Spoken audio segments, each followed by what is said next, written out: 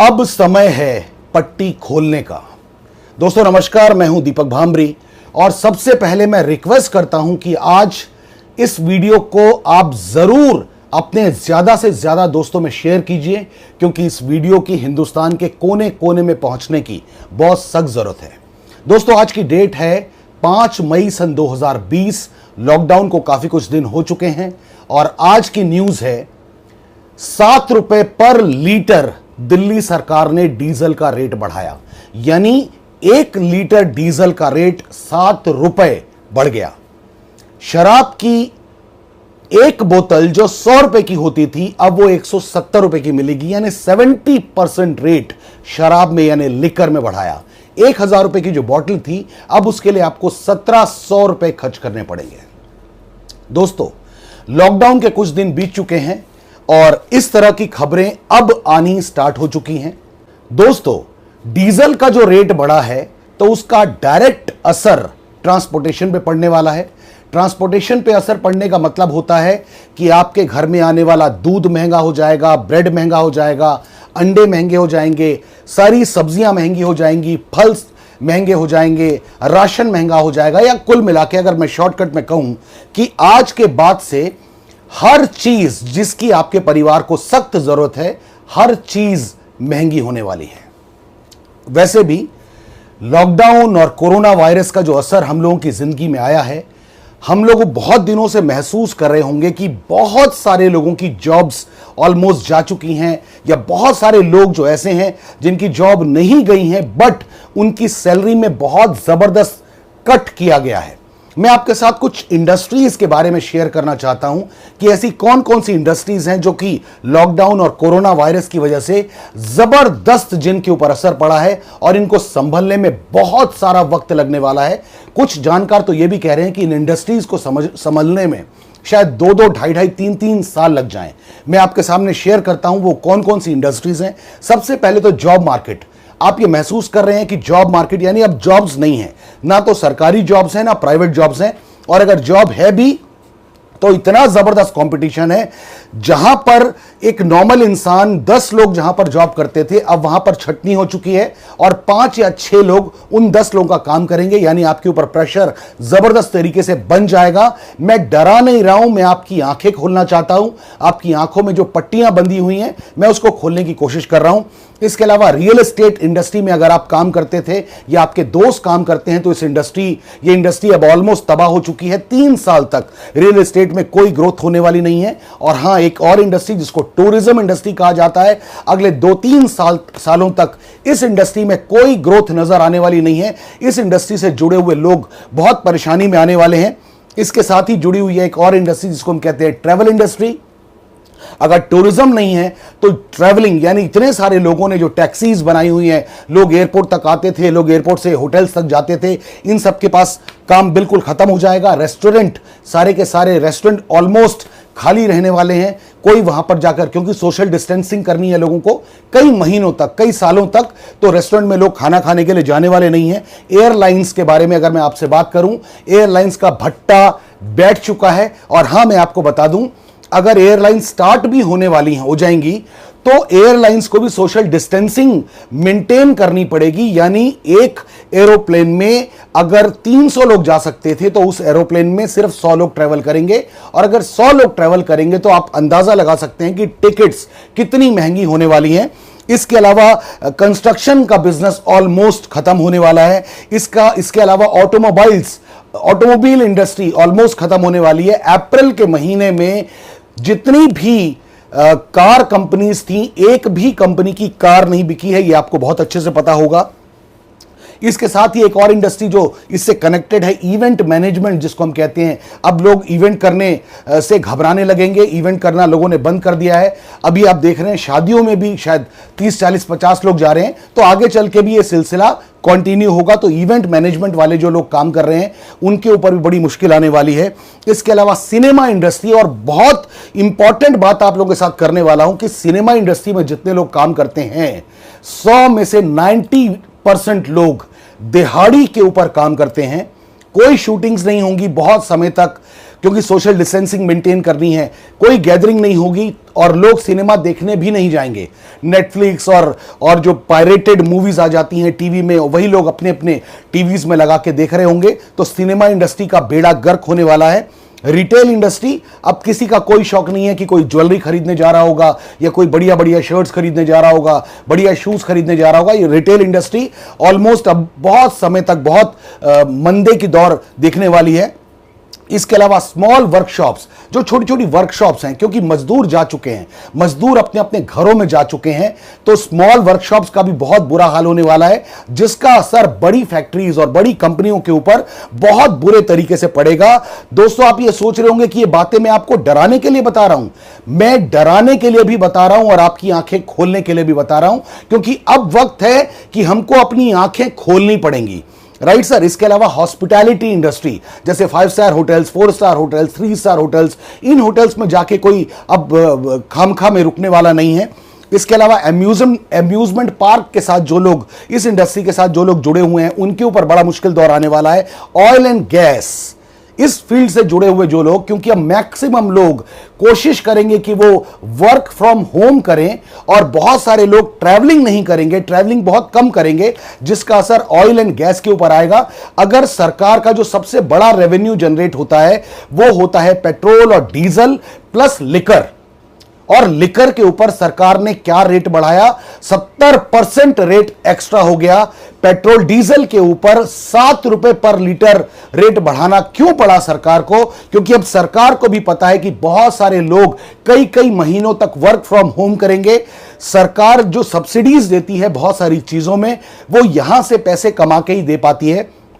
तो अब सरकार के पास भी बहुत ज्यादा पैसे नहीं होंगे लोगों को हेल्प करने के लिए, लोगों को मदद करने के लिए। इसके अलावा लॉजिस्टिक्स एक ऐसी इंडस्ट्री है जो जिसके ऊपर बहुत असर पड़ने वाला है, क्योंकि जब सामान ज्यादा इधर से उधर नहीं होगा तो लॉजिस्टिक्स इंडस्ट्री के साथ जुड़े हुए लोग परेशानी में आने वाले हैं। लग्जरी प्रोडक्ट, अब कोई ऐसा नहीं होगा कि वो हर 2 साल में अपने पर्दे बदलने जा रहा है, या अपने घर को रेनोवेट करने जा रहा है, या अपने सोफे बदलने जा रहा है, या अपने सोफा कवर्स बदलने जा रहा है, या शो पीसेस बदलने जा रहा है, घर में टंगी हुई लाइटों को बदलने जा रहा है, या वॉचेस बदलने जा रहा है। इस तरह का काम बिल्कुल नहीं होगा। यानी लग्जरी आइटम जितनी भी हैं उनके ऊपर बहुत बुरा असर पड़ने वाला है।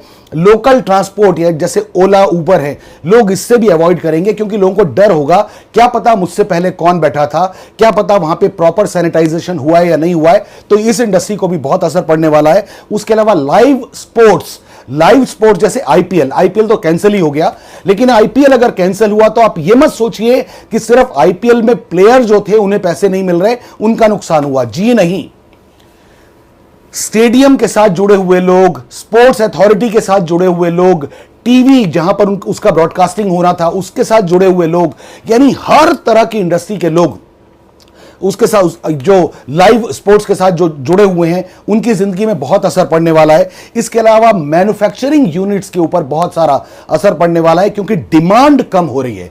अब लोग अपने सर्वाइवल के लिए पैसे बचाने के मूड में हैं, तो डिमांड कम हो रही है, तो मैन्युफैक्चरिंग यानी सेल्स घटेंगी, तो मैन्युफैक्चरिंग भी उतनी ज्यादा नहीं होगी। दोस्तों, ये कुछ इंडस्ट्रीज हैं जिसके बारे में मैंने आपसे बात की, लेकिन ये बात करना मेरा मकसद नहीं है सर। मेरा मकसद यह बताना है कि जो होना था वो हो चुका।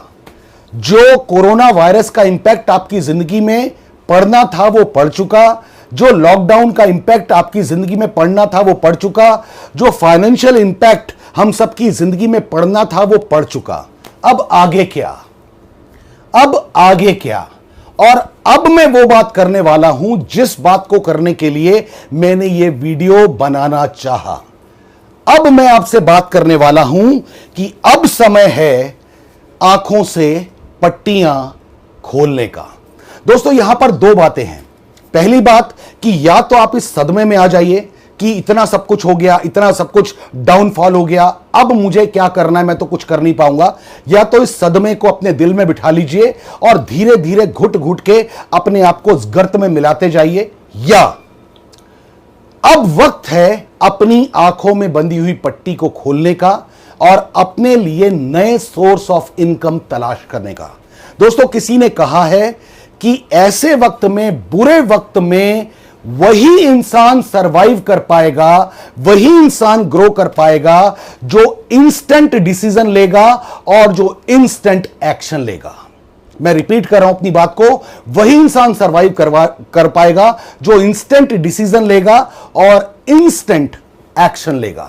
दोस्तों, ऐसे समय में जब बहुत फाइनेंशियल क्राइसिस हैं, जब बहुत प्रॉब्लम हैं, मैं क्लियर कट आपको बोलना चाहता हूं, आप अपनी इनकम को बढ़ाना जरूर चाहते हैं क्योंकि आपकी ईएमआईज हैं और आपकी कार का लोन है, आपकी बाइक का लोन है, आपके ऊपर होम लोन है, आपकी सैलरी कट चुकी है, हो सकता है आपकी जॉब भी जा चुकी है, लेकिन 2 या 3 महीने का वेव ऑफ आपको मिल चुका है, लेकिन इससे ज्यादा का वेव ऑफ नहीं मिलेगा। आपको अपनी ईएमआईज पे करनी पड़ेंगी, आपको अपनी कार की ईएमआई पे करनी पड़ेगी, होम लोन पे करना पड़ेगा, क्रेडिट कार्ड के बिल्स पे करने पड़ेंगे, जितने भी आपकी रिस्पॉन्सिबिलिटीज वो आपको करनी ही पड़ेंगी। आपको अपने बच्चों की फीसेस जमा करनी पड़ेंगी, घर में राशन भी लाना पड़ेगा, दूध भी लाना पड़ेगा, ब्रेड भी लाना पड़ेगा, अंडे भी लाना पड़ेगा, हर चीज करना पड़ेगा क्योंकि ये आपकी अब मजबूरी है। आप अपने खर्चों में कुछ परसेंटेज का कट ऑफ कर सकते हैं, लेकिन अगर आप ये सोचें कि मैं 50% अपने खर्चे कम कर दूंगा, this is not practically possible.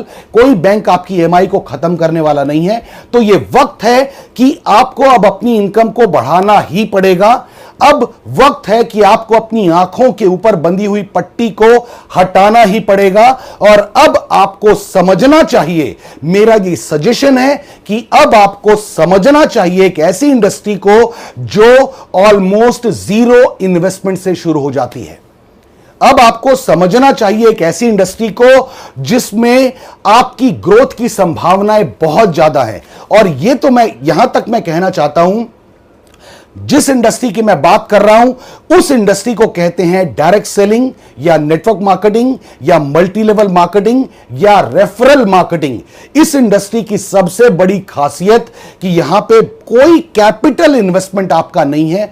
अगर मैं आपको यह कहूं कि शराब की एक बोतल की कीमत पर, यानी सिर्फ जितने पैसों में शराब की एक बोतल आप खरीदते हैं, उतने पैसों में जिंदगी भर के लिए, आपके परिवार के लिए, आपके परिवार की जिंदगी को बढ़िया करने के लिए डायरेक्ट सेलिंग या नेटवर्क मार्केटिंग की बिजनेस अपॉर्चुनिटी या नेटवर्क मार्केटिंग का बिजनेस मॉडल आपके पूरे परिवार का हिस्सा बन सकता है। दोस्तों, ये वक्त है जब डायरेक्ट सेलिंग या नेटवर्क मार्केटिंग को आपको अच्छे से समझना चाहिए। भारत सरकार इस इंडस्ट्री को बहुत जबरदस्त तरीके से प्रमोट कर रही है। इस इंडस्ट्री ने पिछले कई सालों में जबरदस्त ग्रोथ की है, पूरी दुनिया में ही नहीं, हिंदुस्तान में भी। और दिल्ली यूनिवर्सिटी में डायरेक्ट सेलिंग या नेटवर्क मार्केटिंग को सिलेबस में शामिल किया गया है, यानी दिल्ली यूनिवर्सिटी के स्टूडेंट्स को डायरेक्ट सेलिंग के बारे में अब पढ़ाया जा रहा है। बहुत सारे स्कूल, बहुत सारे कॉलेज ऐसे हैं जहां पर नेटवर्क मार्केटिंग या डायरेक्ट सेलिंग को एज ए कोर्स अब पढ़ाने की शुरुआत हो चुकी है। इसलिए अगर आपको इस वक्त सबसे बेहतरीन कोई अपॉर्चुनिटी चाहिए जो आपकी परिवार की जिंदगी को बहुत बढ़िया कर सकता है, तो मेरा एक ही सजेशन है कि आपको डायरेक्ट सेलिंग या नेटवर्क मार्केटिंग में अपने आप को जरूर डालना चाहिए, नेटवर्क मार्केटिंग को जरूर समझना चाहिए। और मैं रिपीट कर रहा हूं, मैंने पहले भी कहा, जितने पैसों में आप शराब की एक बोतल खरीदते हैं, उतने पैसों में जिंदगी भर के लिए नेटवर्क मार्केटिंग का यह बिजनेस आपके परिवार का हिस्सा बन सकता है। दोस्तों, अब सच में वक्त है आंखों में बंधी हुई पट्टी को खोलने का और इस इंडस्ट्री को समझने का, बहुत अच्छे से समझने का, क्योंकि फिर मैं कहूंगा मातम मनाने से ग्रोथ नहीं होगी। इंस्टेंट डिसीजन और इंस्टेंट एक्शन लेने की जरूरत है, जिससे आपके परिवार को एक फाइनेंशियल सपोर्ट बहुत अच्छे तरीके से मिल पाए। दोस्तों, मैं आपसे एक बार रिक्वेस्ट करता हूं, अगर मेरी बात पसंद आई हो तो इस वीडियो को अपने हर दोस्त के साथ शेयर कीजिए। इस वीडियो को ज्यादा से ज्यादा लोगों तक पहुंचाइए ताकि हिंदुस्तान को एक अच्छी अपॉर्चुनिटी मिल सके, हिंदुस्तान के सारे लोगों को मुश्किल वक्त में एक सपोर्टिव हैंड मिल सके। जैसे कार में एक स्टेपनी होती है ना सर, वैसे ही मैं कहना चाहूंगा नेटवर्क मार्केटिंग को एक स्टेपनी की तरह अपनी जिंदगी में यूज कीजिए और बहुत जल्दी ये स्टेपनी आपका मेन टायर बनने की ताकत रखती है। दोस्तों आज अपनी बात यहीं समाप्त करना चाहता हूं। Wish you all the best, God bless you, thank you very much, जय हिंद।